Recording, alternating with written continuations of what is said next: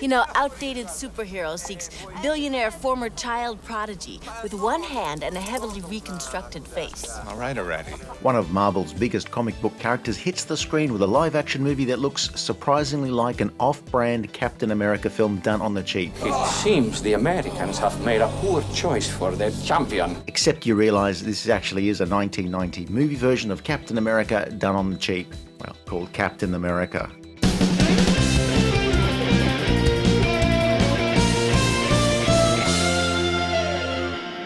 I want good English to speak when I am getting to New York!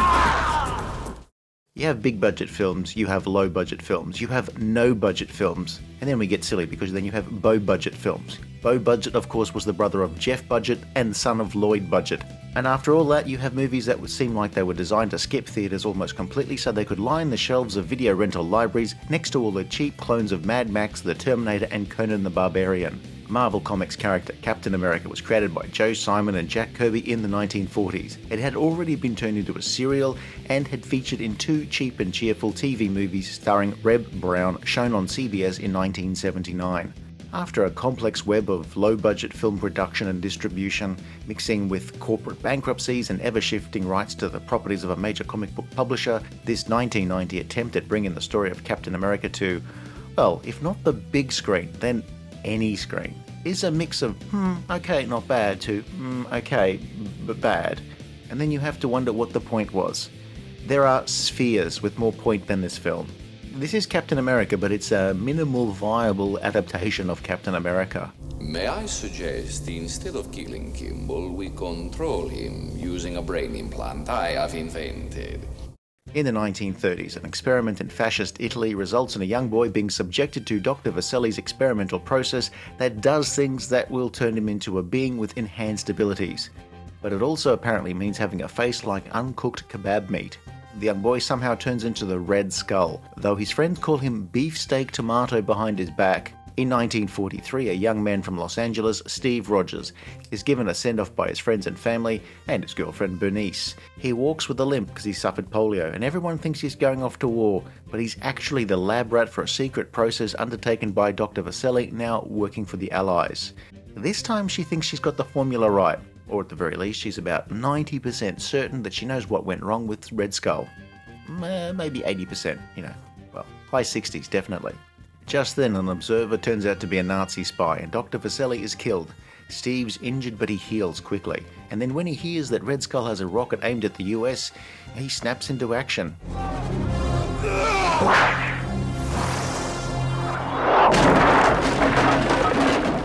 20 minutes in and Steve faces off against Red Skull, who attaches Steve to a rocket. After grabbing onto Red Skull just as the rocket launches, the villainous Stuffed Pepper hacks off his own hand, just as Steve wins an all-expenses-paid one-way trip to Washington, D.C. Then a young boy happens to take a photograph of the missile as it bears down on the White House, which Steve manages to divert, and he instead crash lands in Alaska.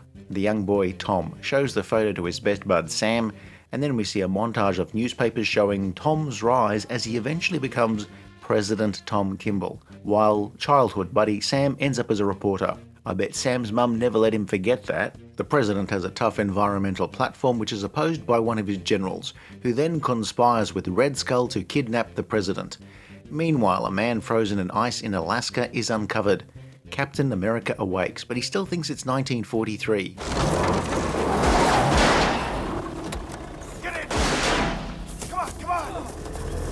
He's convinced reporter Sam is a Nazi because he drives a Volkswagen. If it quacks like a duck and smells like a duck and walks like a goose, it's probably a duck.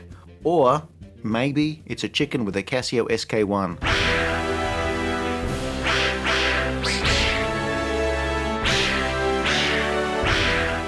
I think I'm going to be sick.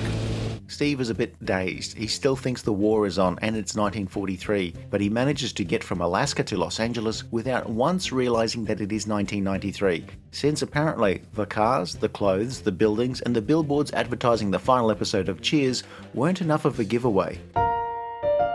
Anyway, Steve makes it to the house in LA where he hopes to find his 40s sweetheart and mistakes her daughter Sharon for Bernice. You know this guy? An older Bernice still lives there, apparently, so Steve could find her, despite her having married and had kids in the meantime. which may explain why her husband seems so royally pissed off without ever saying anything. Sharon helps Steve get up to speed with documentaries on videotape, where he finally realizes what year it is, the existence of videotape being a slight giveaway. The movies didn't come in little black boxes and you couldn't check them out of the library. Red Skull has sent agents, led by his daughter Valentina, looking for Captain America.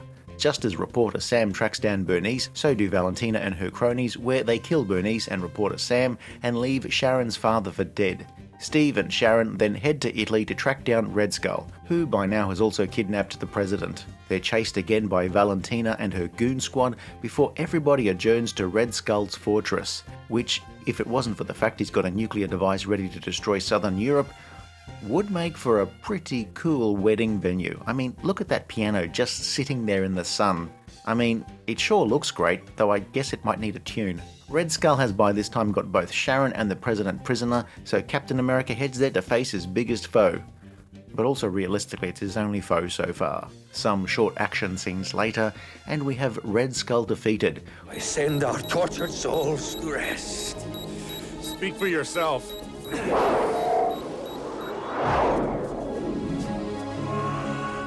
The President is saved and crisis averted. I've been waiting for this moment for a long time. Gee whiz. Oh man, this film has a reputation that borders on risible, which if you compare it to later MCU versions is a fair cop. Though if you put yourself in the mindset of when it was made, that is, Marvel really only had one major live-action hit in the Incredible Hulk television series in the late 70s and early 80s.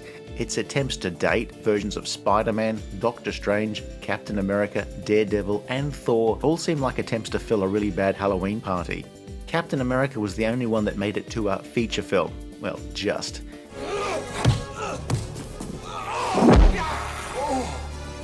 Though it was one with a budget that could only guarantee disappointment. In that context, it's almost an okay film, but thankfully not a truly terrible one, but still pretty bad. It's highly disappointing, like checking what you thought was a winning Powerball ticket and instead you find a Subway card but with only one stamp. However, taken as a direct-to-video cheapie, then it ain't all bad.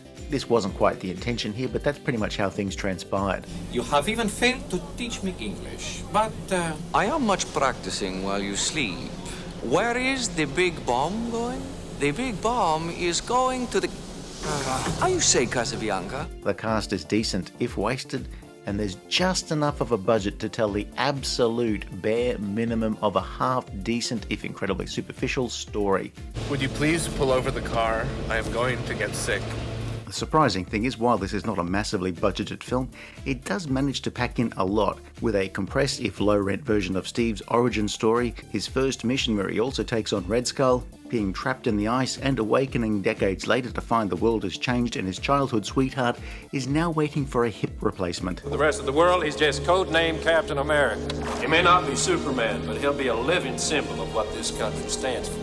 Albert Pune was pigeonholed as a filmmaker of low-budget action fare who would eventually work extensively in the genres of post-apocalyptic action cheapie or kickboxing cheapie, and on occasion a cheap post-apocalyptic kickboxing movie. His Captain America film neither involved kickboxing nor was it set in a post-apocalyptic wasteland, but instead would try to bring to life a Marvel comic character whose popularity would wax and wane like an indecisive moon. We have like the worst luck. Hang on tight. Despite the failure of the 1979 TV movies to secure an order for a weekly series, That'll be the tough part. the character of Captain America still had enough fans to see various production entities adapt the character's stories for a feature film. Eventually, the rights to make a movie were with Canon Films, and then they ended up with an ex-Canon producer, Menachem Golan, as part of a Canon spin-off 21st Century Film Corporation, which, irony of ironies, would cease trading in 1996. There had been a profitable but not particularly well-received Punisher movie in 1989. But it was a sign of where Marvel was at the time when, even with Batman 1989 reinvigorating the idea of a superhero movie, this was about the best we'd get for a major Marvel character in a theatrical film until Blade in the late 90s. The budget and schedules for filming Captain America were tighter than the panel gaps of a Hot Wheels Mustang. A $3 million budget sounds like a lot of money, but even in 1990, that was peanuts for a movie. That would have bought you maybe 2 and a bit episodes of Star Trek The Next Generation. Even episodes of the 1990 television series version of The Flash would have had a bigger budget. To maximize the budget, the script was trimmed to just what was needed, and the bulk of filming carried out in and around Dubrovnik in Croatia. Early on, the film does fool you into thinking there's going to be a fairly decent scale to the proceedings, but then very quickly you realise you're only one step away from cardboard Terminator clones faffing about in a quarry.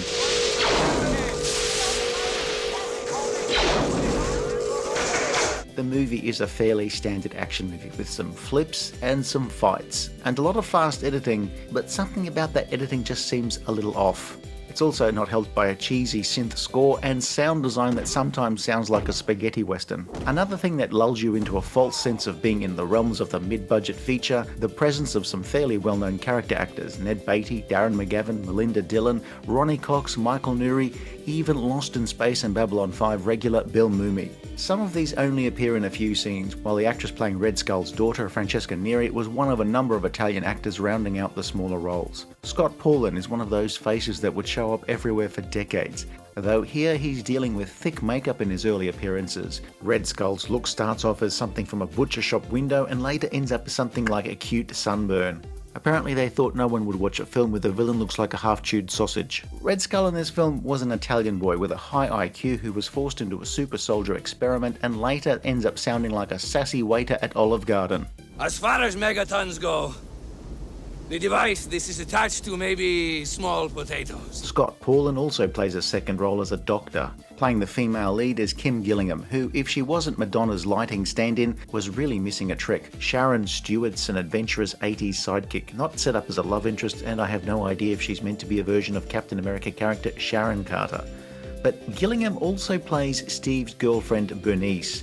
I mean, getting some actors to double up on characters probably saved the film's craft services budget a big chunk of change by needing 3 less pizzas from Domino's. I am slightly surprised that they went to the expense of hiring Bill Mumy and Darren McGavin to play the same character. Jesus.